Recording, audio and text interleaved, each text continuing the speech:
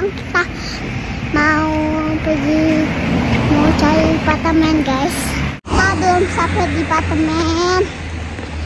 Di mana apartemennya? Apartemennya di mana ya, guys? Dadah Umi.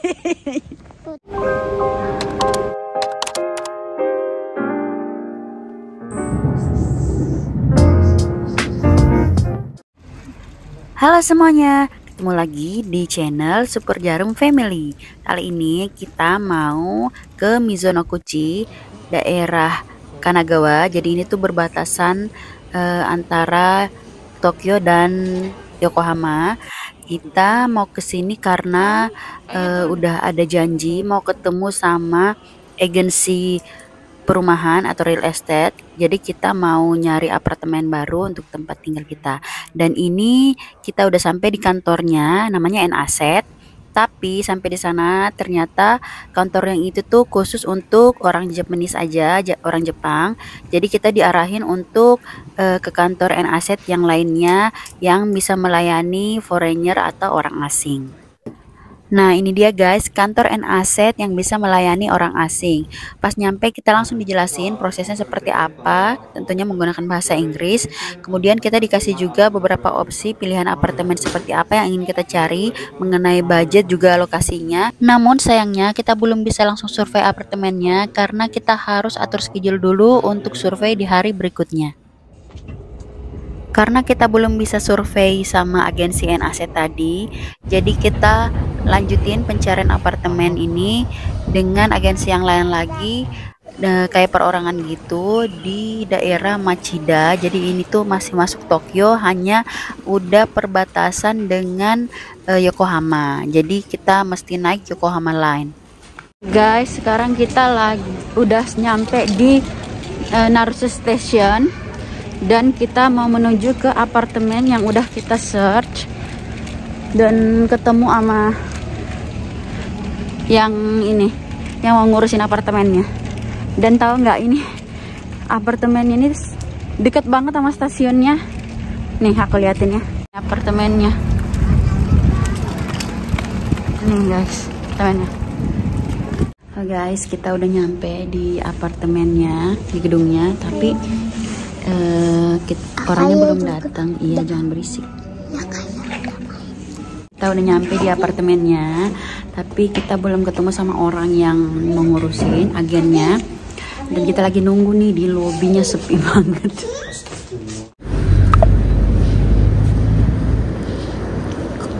Panggil abinya. Wih, tunggu.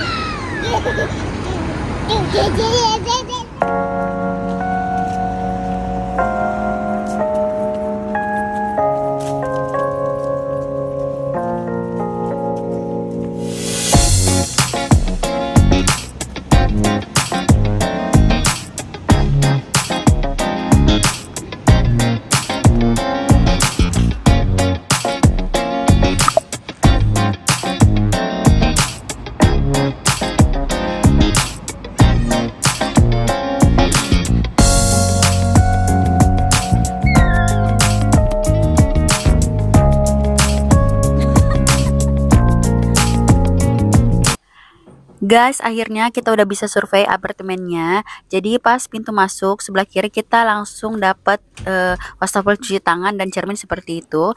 Kemudian di sebelahnya ada toilet. Ini masih manual ya, belum otomatis.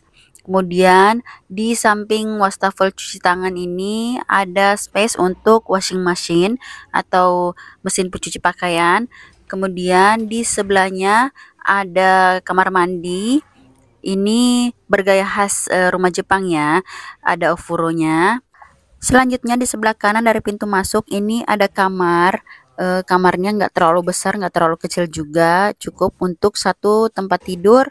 Dan lemarinya langsung ada di sini ya, di dinding ini. Dan ini ada tataminya, ini karpet khas Jepang. Kemudian kita lanjut masuk ke dalam. Ini langsung dapat living room, sekaligus kitchen ya. Jadi di sebelah kirinya ini ada lemari penyimpanan juga. Kemudian ini kamar yang kedua, seperti ini kamar utama karena lebih besar. Kemudian di sini juga ada kitchennya, semua udah lengkap, ada kitchen sinknya sama kompornya juga ada, gas stove-nya.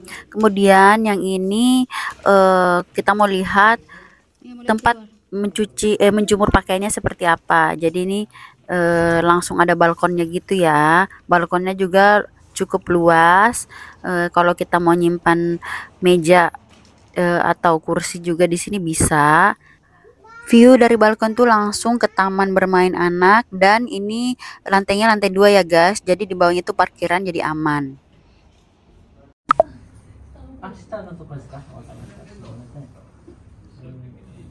Guys, hari kedua kita mau nyari apartemen lagi, dan kita nungguin Ambil lama banget.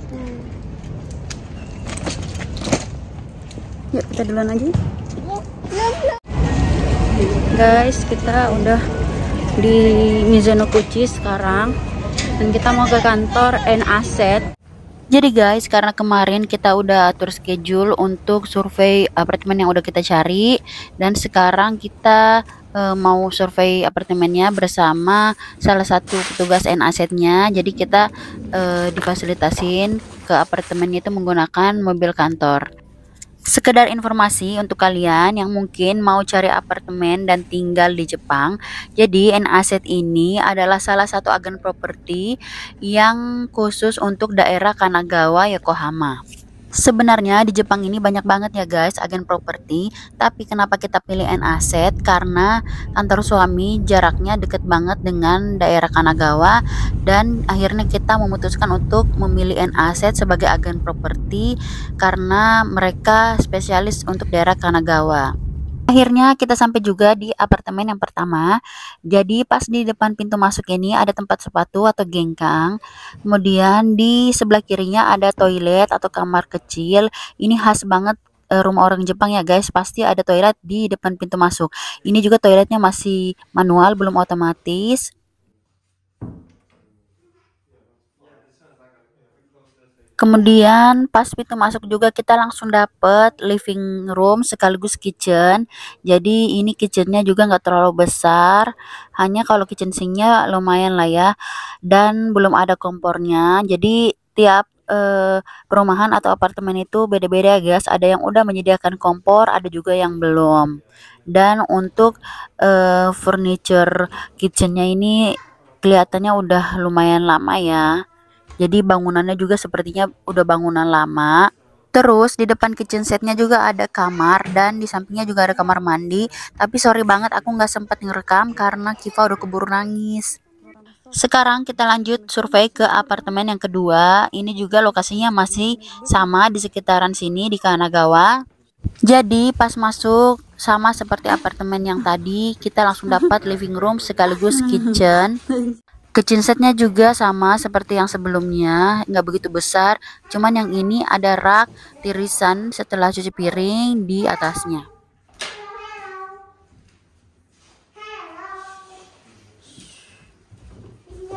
Kemudian masih di ruangan yang sama, di sini juga ada space untuk penyimpanan mesin cuci.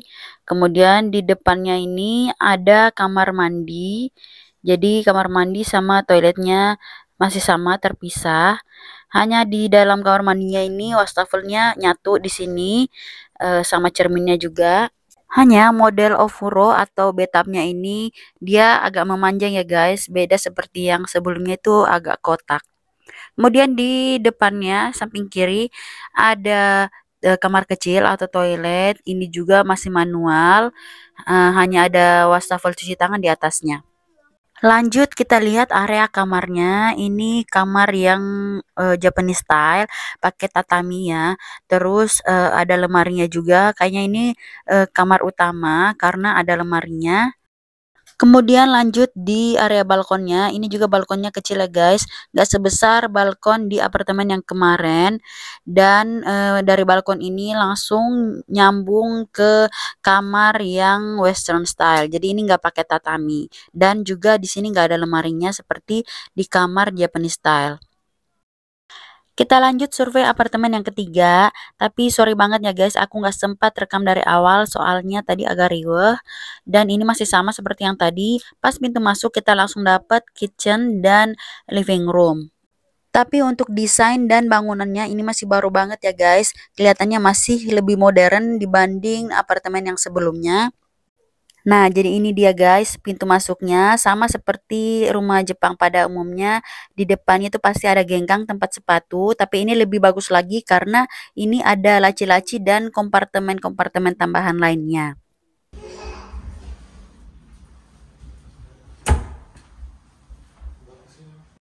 Selanjutnya di sebelah kanan dari pintu masuk ada sebuah ruangan, di dalamnya itu ada tempat cuci tangan atau wastafel, udah dilengkapin dengan lampu juga, modelnya juga lebih modern, dan persis di sebelahnya ada space untuk penyimpanan mesin cuci. Kemudian di sebelah kirinya ada kamar mandi lengkap dengan ofuronya atau bathtub. Dan di depan kamar mandi ada toilet. Nah, kelebihan dari apartemen ini, toiletnya udah otomatis ya guys, bukan manual seperti apartemen yang kita survei sebelumnya. Terus kelihatan juga dari bangunannya masih baru banget, masih bersih.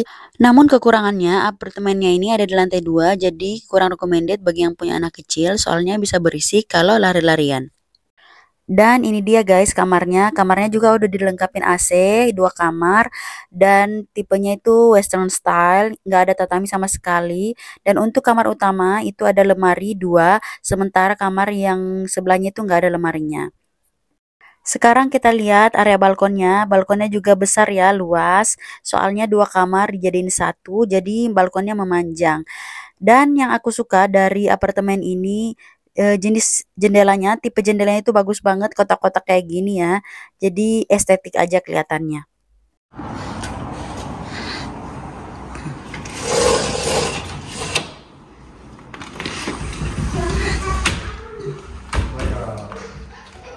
Oke guys, akhirnya kita sampai juga di apartemen yang terakhir yang mau kita survei. Jadi layoutnya seperti ini. Pas di sebelah kanan pintu masuk, kita langsung dapat lemari gengkang.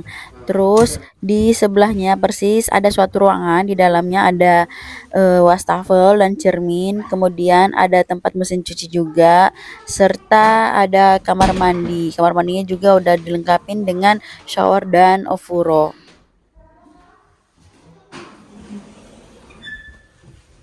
Selanjutnya persis di depan ruangan ini ada pintu. Ini tuh adalah kamar kecil atau toilet. Di atasnya ada tempat penyimpanan tisu, tapi sayangnya toiletnya masih manual ya, bukan otomatis.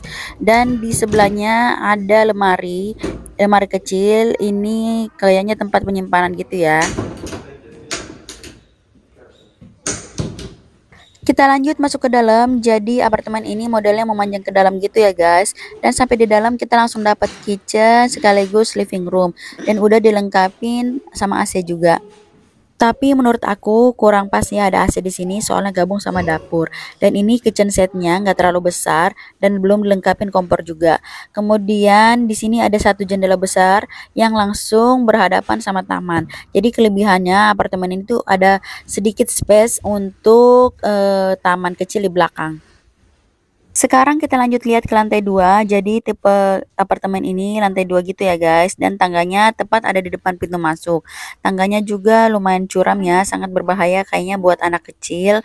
Dan ini kayaknya jadi pertimbangan khusus buat aku dan suami.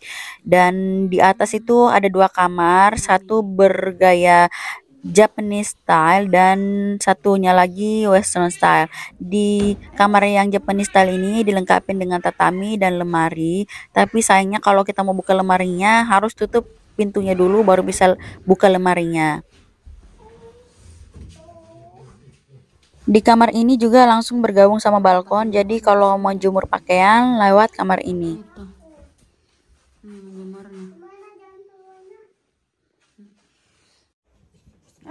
Nih contohnya seperti ini ya guys, Kif hampir jatuh ke bawah, jadi serem banget kalau yang punya anak kecil. Dan ini di sebelah kamar Japanese style ada kamar Western style, jadi nggak pakai tatami, dan lemarinya juga gede banget, satu dinding semua lemari. Sebenarnya apartemen ini bagus banget menurut aku dan sesuai budget juga. Hanya apartemen ini kekurangannya ada tangganya gitu, jadi kurang pas banget bagi yang punya anak kecil seperti aku.